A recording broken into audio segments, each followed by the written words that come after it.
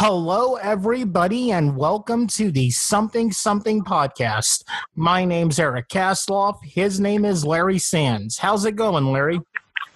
You know, everything is great. Everything is great. What can I say? Everything is great. How's everything with you?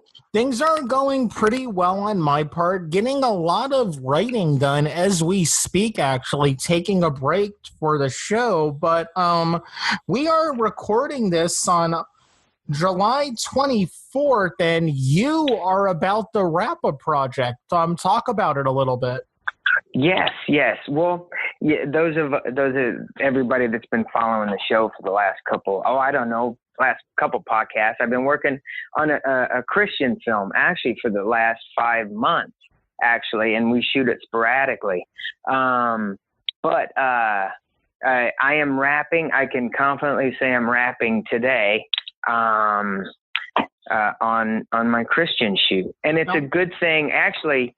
This is just principal photography, though. Yes. Right? Oh, yeah. Okay. Principal, and then the real work begins: editing and putting it together and creating trailers and everything. Are you going to use the real editing software finally, or are you still going to use the training wheels? You mean like? Oh, I'm finally going to move into iMovie. This is going to be great. Awesome. Okay. Yeah. No, I'm probably going to use Final Cut, although I might cut the trailer in Premiere. So then why not just? Because I work a little bit in Premiere. I won't. I know. It's done in Final Cut. I know. We've had this conversation before, and a good many films are cut on Final Cut, Mister. So, and I've walked out of all of them. As soon as I find it done on Final Cut, I'm like, I'm out of here. Bye. You're not letting me find a good segue to our guest, Eric. Okay, go ahead. You've got to play along. Apparently, you don't smell what I'm cooking. Apparently, I just don't understand it. No, actually, everything is good. We're wrapping photography today. Then the real work begins. But it's and this actually ties in really well with our guest in that. Well, gosh, should we just bring her on? I mean, my goodness. Hi, Lisa. Hi. How are you? Great having you on. Oh, it's good to be here. Well, and I tell you, I wanted to bring it into this conversation because this will tie into who you are, and it speaks to what you do as a creative person, but also as a believer, in Christ. And so the movie that I'm working on right now, it deals with Jesus and him visiting Mary and doubting Thomas, and we're shooting the doubting Thomas scene today. Mm-hmm. And it brings it really into perspective for people that, I mean, all believers have this vision, and they kind of to follow. Yeah, okay, I believe, but I think what I'm doing here with this film is bringing like a face, like an actual face to it, because it's set in the church and it's just so raw and real. So, and I just wanted to, because I know reading your biography and on your website, you are no holds barred, and that's amazing. The type of believer that you are. What's so awesome about, the About Lisa section on your webpage, and I will put the link in the description, the first thing it says about you, she is a believer. Now, me and Larry met at church, almost over 20 years ago now. And wow, it's amazing how many people on the podcast we've had on who have been Christians. And it's not like we seek that out. It's just how it happens. And that always amazes me. Good. Yeah. Yes. Yeah. Absolutely. But see, I think it also is telling that, in the creative field, you can still be, it doesn't, how should I put this? I don't want to get in trouble. But, it's not always, when you're creative, you have to let your creative mind guide your book, because Eric, he's into horror films. I love shooting them. I can't watch them, but Eric likes horror films all the way around. Right. But he's still a Christian, and that doesn't make him any less or any more. It's just, depending on horror who you films. ask. Well, right. Well, that's the thing. So, but we are defined by what we believe, but we're not defined by the creativity that I'm just getting like right in the tar, baby. I tell you, this is, yeah. But you know what I'm saying? Yeah. Right. Absolutely. And how do you feel about that, Lisa? Well, okay. First of all, you are an author. You are, you're a published author. You're a playwright, and you're a TV writer and producer. Correct? Get rising into that field. Oh, That's good. That's good. That's good. So let's start where we are. And how do you feel about your faith and bringing it to your creativity? Well, first and foremost, I believe that our Lord, well, he is. I know he was the original creator. So all of us have some level of creativity that which we flow in. And so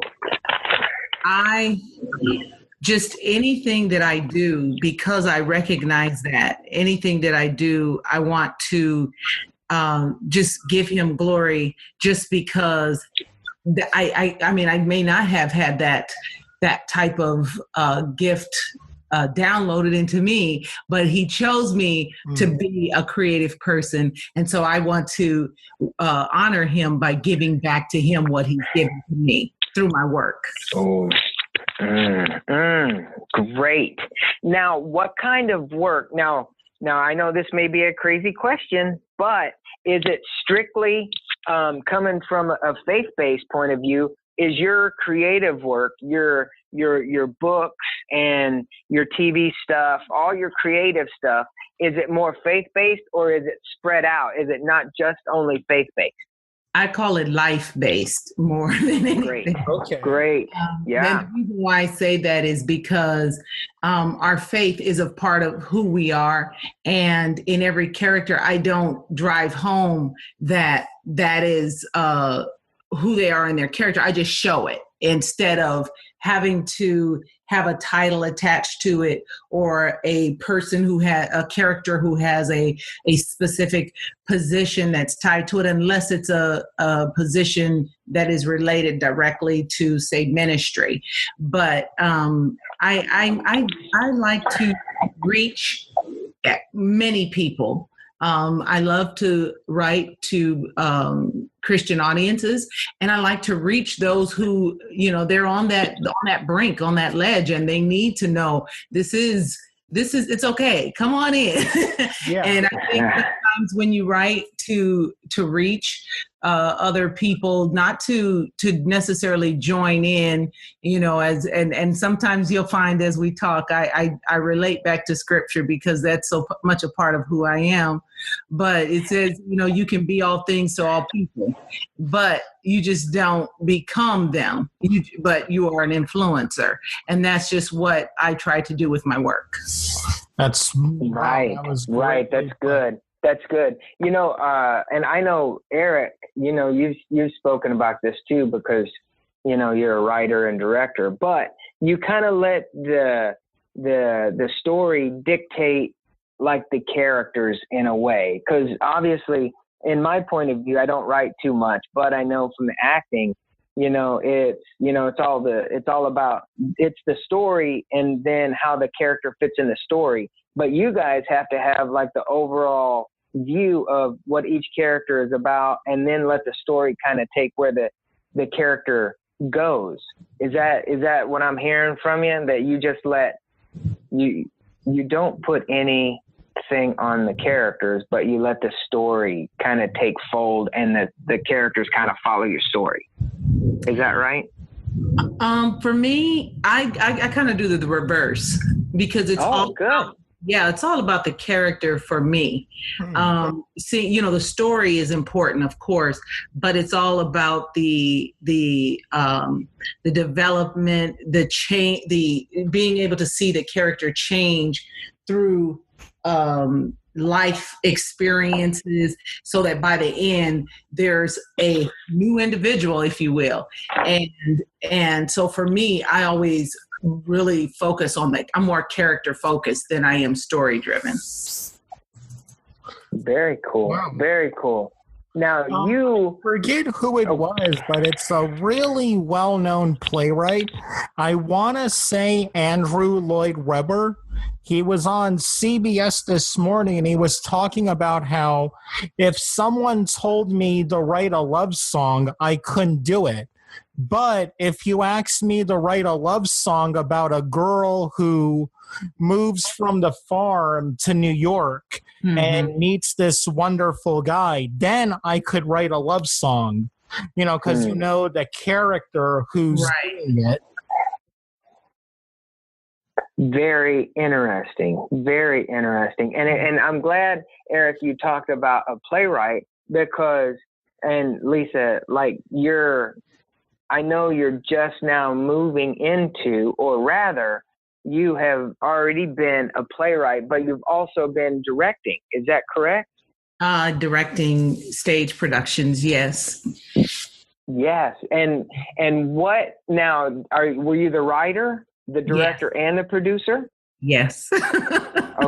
Okay. Awesome. Now that's really cool. But and for all the creative people out there, there's this creative business. You have to have a lot of like slashies, like actor, producer, writer, boom guy, camera guy, right? So what is it like? And Eric, I know you could speak about this too, but what is it like to have that journey?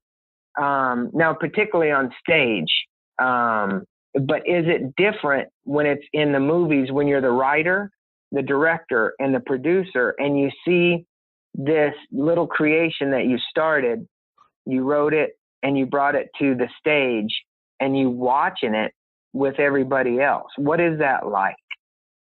It's like having a baby. Excellent. I mean, the reason I say that, it's because the beginning, when it started out in its infancy, without playing on words, but where you started when you were casting, where you basically when you wrote the actual piece, then you have the auditions and you cast for the show, and you went through all the rehearsals, all the tears, all the laughter. And then finally you make it to the stage and you see this beautiful outcome, and all you can do is just sit there and say, my God, this is it. And it's just the best. I love stage for that reason, because you get that immediate feedback for that reason. I mean, yes, there's a period of time that you're working on it, but you're also working a period of time, I'm sure Eric can agree on that whole film process, and yourself too. Yeah.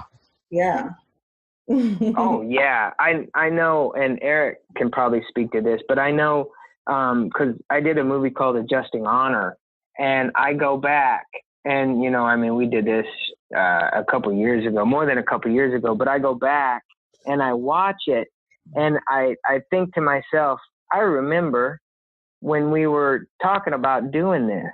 I remember where we were. I remember like how crazy it was when we tried to get that certain role that I'm watching cast, and it takes you back. So I can definitely, understand how it feels, and it is. And any creative person, I mean, it's just like, you did it yesterday. So it's the vivid memories, I think, that is so good. It's the vivid memory of everything. It's just good. It's just good all around. Talk to us about, because I know you have a new book. Mm-hmm. So let's kind of shift gears from the creative, not the creative, but the like the movie making or the stage plays. But now, what's it like to write a book? What is the difference between writing a book and writing a play or a movie? And I would like to add, did you study writing in school, or has it always just been a passion of yours? Okay, that's a good place to start with it, because I did start writing when I was very, very young. I was a very avid reader and just got into enjoying the whole process of writing in fourth grade through a creative writing assignment that a teacher had given to us, where we had to write the story, we had to illustrate it, and then we had to bind it in a booklet made out of wallpaper and string. And I think it was just that whole process that just opened my eyes to just making a mark on paper. And so I actually, this Gifted is actually my fourth novel. I have a slew, of course, short stories that I've written over the years from my childhood, and actually had prepared two novels, or had two novels picked up by Harlequin. So I did write in different avenues. But yes, I did. I was a former Harlequin writer, and I decided that was something that I wanted. It was like a friend of mine, and I had decided to kind of submit a manuscript just on a dare, and the dare an offer. Wow. And so I did, I had a 2-book contract, and then they offered me a 3-book contract. And I just felt like that wasn't where, the Lord was leading me. It was great for the moment, but I felt like I needed to do something that, did not require a certain formula for every book and I'm sure in romance, you can imagine what that formula would be. Yeah. And so I wanted to just kind of focus on books that really touched people.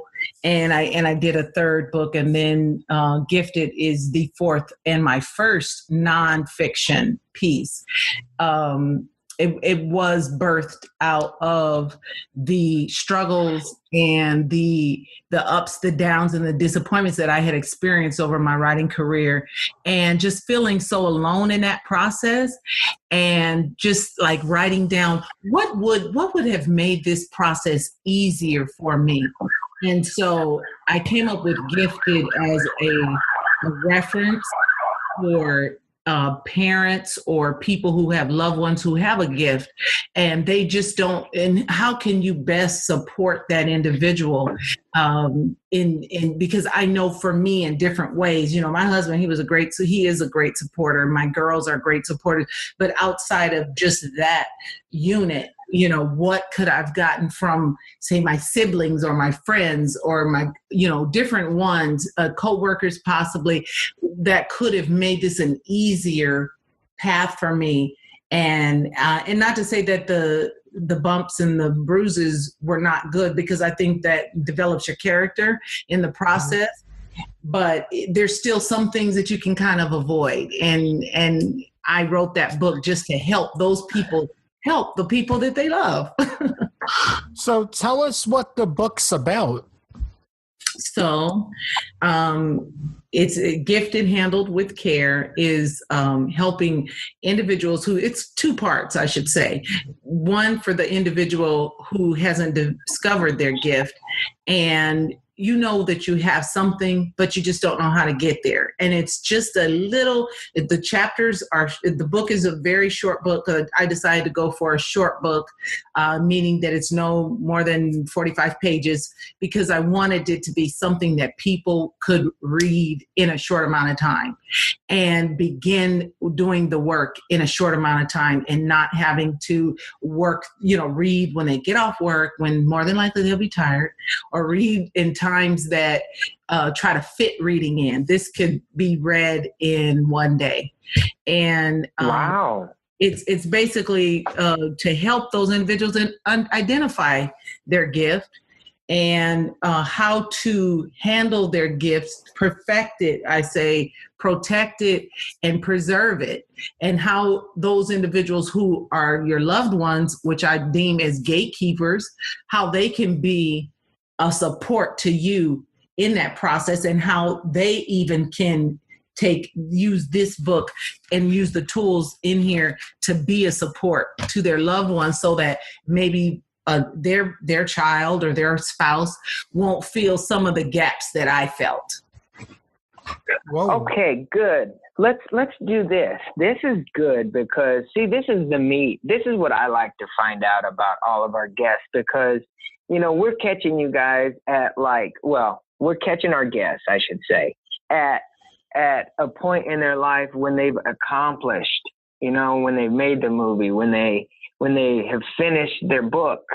What was it like? Let's go back, because, one of the things you had mentioned about this book was about the frustration or the struggle, or let's talk about something that has to do with that frustration, because every creative person in this world at one point or another is frustrated.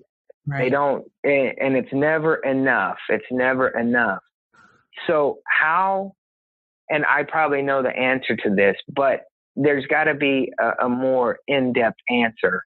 But how did you deal with those frustrations as a creative person where you were?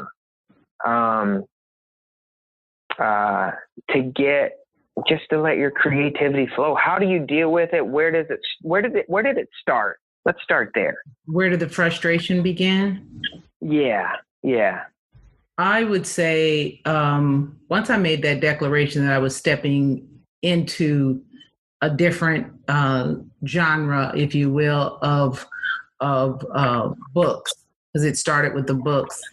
That was almost like the immediate, because my mind was, okay, Lord, what is it that you want me to write and share with other people? And sometimes people, when they're not in that place of recognizing, where they are. I know the story he gave me was it dealt with the fatherless, which I call an epidemic in America. Many households being managed and by women. Not to say that they can't do it, but that's not God's design. His best design for us. And the missing fathers is just what the impact of it on the children. And so I know that it's very much a real issue. But actually expressing that to people where they can really get it, because it was tied. Eventually I learned later it was tied to this gifted book. But at the time, the frustration was, wow, this is something that we really need to explore, because people are hurting. And they could not, or maybe they didn't want to, connect it to a missing father. And so that was a frustration for a minute there, because it took a minute. And then after a while, you started to see on television where shows are being produced about, Find My Father. And right. We started to do those shows, and then it started to become more acceptable to say, okay, yeah, my dad is gone. And yes, it did do something to me. And yes, I want to get past this. And so that initial frustration for me was, I got the memo early, almost early. For other people. And that's how it has been with a lot of my projects, is that I get the memo early and I just start working it. And it just doesn't seem to really hit the masses until a little bit later when I've already done it. Yeah. Yeah. Whenever I think about shows that, about father issues or daddy issues, as it's called, the first show I think about is The Bachelor. Yeah. Yeah. Oh, yeah. Yep. I'd agree with that. Man. What? Now, okay. So let's go back real quick. Mm-hmm. What are Harlequin novels? And for me to ask that, I'm not crazy. And are those the ones with like the Fabio guy on it? Are they the romance?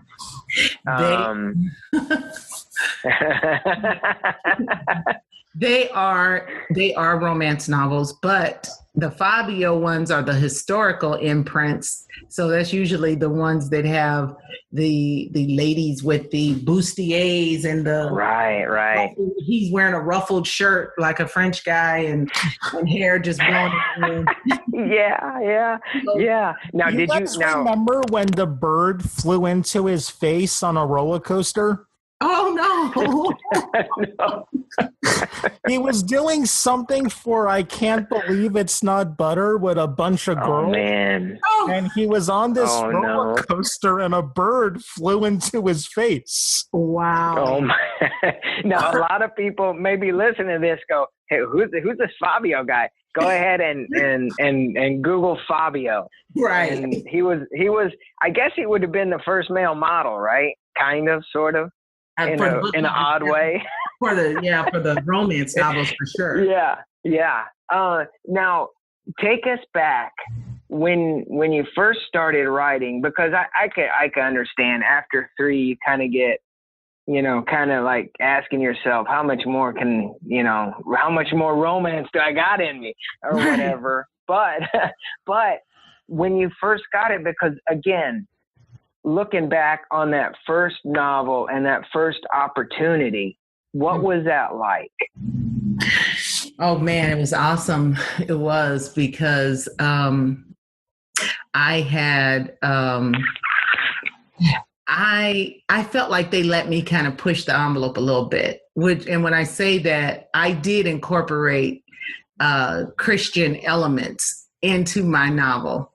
And that was something that they did not offer at the time. And again, there I got the memo before but I was able to infuse a life of just the Lord, elements of the Lord, and having a Christian walk into a romance novel. And how I was able to do that very, very subtly, so that the message was still there, and the transformation of the character was the focal point, and not necessarily the romance itself. The romance was the skies, but the essence of the storyline was transformation. And I was able to incorporate that into my book without them saying, oh no, this is not what we want. And then later they established Christian lines for romance. Oh, very nice. But at the time they didn't have it. And so I was very thankful that I was able to do that for both of my books. And then again, like I said, I just, like you said, how much romance can you write about? And at the same time, I started to realize that the core of what I was writing had less to do about romance and more to do about the individual. And that was kind of more of my reasoning for the departure, because I felt like, the romance part is very small. And just to keep writing about, a person meeting a person and going through all of those ups and downs and stuff, when really it's about the individual. Let me just go straight to the individual. Wow, that's really interesting. Now, here's something, I guess it's the elephant in the room. For some reason, I've noticed in Christianity, our music is really, really good. Our books are really, really good. Our movies, kind of lacking. And what is it you think that makes our movies lack so much, guys? Wow. That's a good question. I probably budget. Like when it was first, because they were lower budget, and it was one of those genre things where it didn't make a whole lot of money. It made you feel good, maybe, and budget, but also the acting, I think, too. And not to discount any of the actors, but I think somehow when you have a budget that's small and everything is so tight, you don't get the same opportunities as in time to do some of the things you want. And I mean, just like the movie that I'm shooting right now, I mean, it's a low budget, and that's why we've spaced it out so much. And we're working I'm working with what I have, which is not a bad thing at all. I think it helps you be more creative, because obviously you shoot it and you're there, but once you get into the editing room, I think that's where when you are lacking, I know for me, because I can do it, I mean, I don't like when it's a low budget, you never have time for enough. You don't have a time for edit. You don't have time. You don't have the luxury to do it. But with this, I kind of do. Not to say it's going to take forever, but I think it's the budget and the time to answer your question. A long answer to that nice and short question for me. What do you think? Lisa? I totally agree with that. The budget. I think that the project is driven, of course, by money. Who you can get as a great actor to come in and do what you need them to do, and the cinematographer. I mean, some I've seen more recently though that the cinematography is a lot better than what it used to be.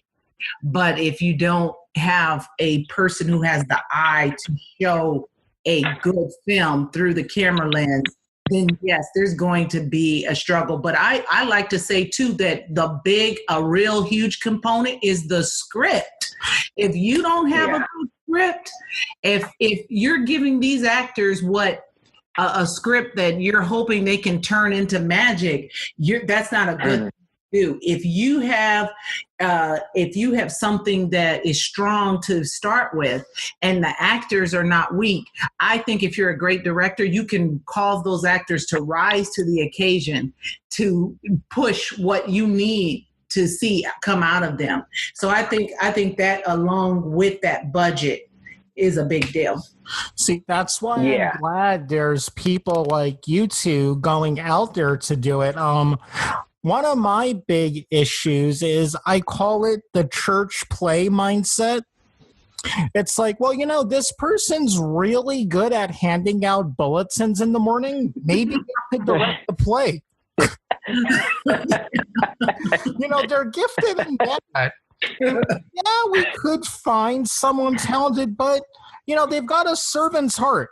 Yeah. One thing, all of this came about to something you said, Lisa, about how important the characters are instead of preaching, which it sounds like what you're doing in your book. You're letting your characters' light shine. And I think when it comes to Christian movies, it's preaching. And what they don't realize is they're preaching to the choir. Right. Yeah. Right. And the odds on an unsaved person thinking, you know what? Maybe I'll go see that movie War Room. Odds are not going to happen. Now, I liked War Room. I thought it was really cool. But the odds on my unsaved friends wanting to see it, probably not. Right. And see, that's where it becomes, that's where you put the real world into your character who is a Christian into the real world, and then you let the real world happen, and then the beliefs come out and you see, and you let that character navigate through your story.